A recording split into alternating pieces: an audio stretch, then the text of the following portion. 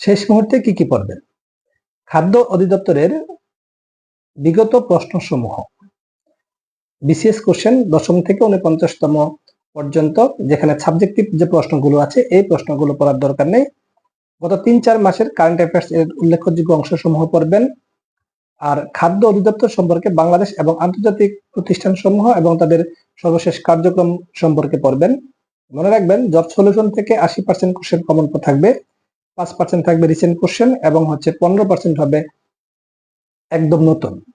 তাই একদম নতুন প্রশ্নের দিকে এখন মনোযোগ দিয়ে সময় নষ্ট করার চেয়ে জব সলিউশন এর দিকে মনোযোগ দেওয়াই সর্বোত্তম।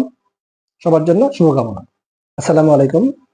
খাদ্য অধিদপ্তরের উপখাদ্য পরিদর্শক পদের পরীক্ষা 25/10/2025 অনুষ্ঠিত হবে, যেখানে 100 মার্কের এমসিকিউ পরীক্ষা অনুষ্ঠিত হবে, যেখানে মার্ক থাকবে বাংলা 30, ইংরেজি 30, ম্যাথ 20 এবং জিকে 20।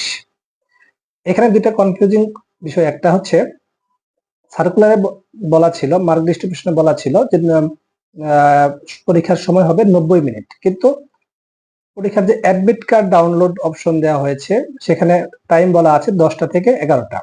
যাই হোক, পরীক্ষার দিন আপনারা পরীক্ষার প্রশ্নপত্রের উপরে অবশ্যই লেখা থাকবে কত সময় ব্যাপী পরীক্ষা অনুষ্ঠিত হবে। এবার আসি